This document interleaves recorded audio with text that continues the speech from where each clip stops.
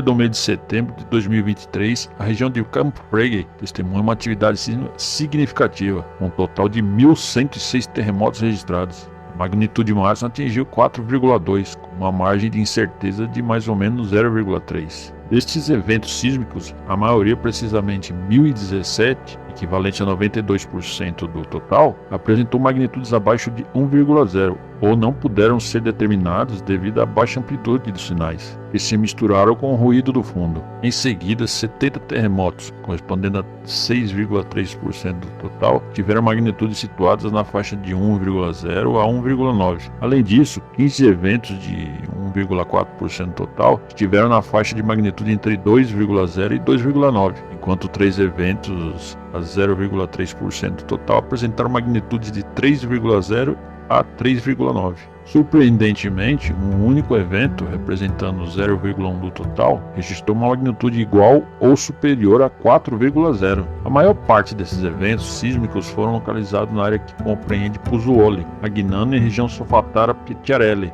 Bagnoli e Golfo de Pozzuoli. As profundidades dos terremotos foram predominantemente concentradas nos primeiros 3 km abaixo da superfície, com uma profundidade máxima de aproximadamente 4 km. As redes de monitoramento que registraram a deformação do solo confirmam que a área ao redor de Pozzuoli está experimentando surgimento superficial com uma velocidade máxima de aproximadamente 15, mais ou menos 3 milímetros por mês a partir de janeiro de 2023. Desde novembro de 2005, houve um deslocamento total de cerca de 115 centímetros, com aproximadamente 82 centímetros ocorrendo desde janeiro de 2016. Além disso, um evento de elevação do solo cerca de 5 centímetros foi registrado na estação de Height GNSS durante o período de 29 a 5 de outubro. Os valores máximos de temperatura da superfície, conforme medidos por séries temporais de infravermelhos nas áreas de Picciarelli e Solfatara, mostram uma ligeira tendência crescente.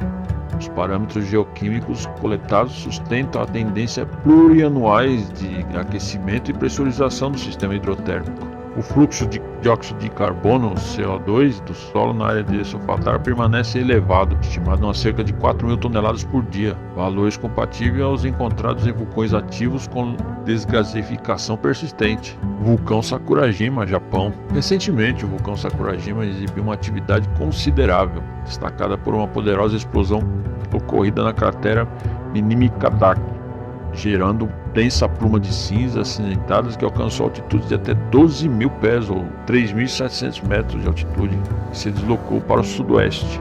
A Agência Meteorológica do Japão, a JMA, notificou a ejeção de bombas vulcânicas e blocos de lava incandescentes que foram injetados a cerca de 1 km de distância da cratera. Além disso, as crateras Showa e Minamikadaki continuam emitindo dióxido de enxofre, o SO2, em níveis elevados. A rede sísmica detectou a ocorrência de 4 terremotos vulcânicos tectônicos em 16 de outubro.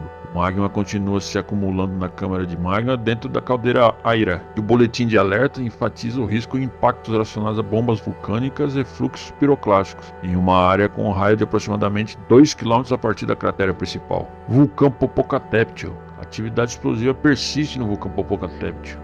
O Centro Consultivo de Cinzas Vulcânicas, o VAAC, de Washington, emitiu um alerta referente a uma pluma de cinzas vulcânicas que atingiu uma altitude estimada de 19.000 pés ou 5.800 metros, ou o nível de voo 190. A atividade eruptiva intensa, possivelmente caracterizada como paroxismo, continua a emanar de abertura do cume do vulcão nas últimas 24 horas. Os depósitos de lava em forma de cúpula atingiram alturas de 80 a 100 metros acima da cratera durante a noite de 15 de outubro. Alguns fragmentos de lava incandescente caíram no terraço da cratera, enquanto a pluma de vapor de gás, contendo uma certa quantidade de cinza, acompanhou a erupção.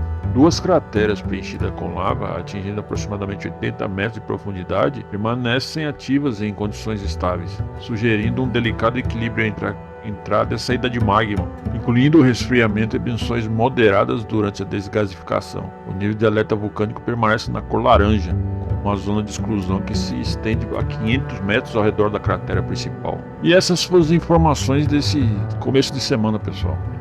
Durante a semana teremos informações do vulcão Taal nas Filipinas, que também teve um agravamento na sua atividade sísmica. E assim encerramos mais esse informativo de vulcões. Se você gostou desse conteúdo, não se esqueça de deixar seu like, compartilhar esse vídeo com seus amigos e se inscrever no canal para não perder os próximos episódios. Obrigado a todos por assistir, Deus abençoe e até a próxima.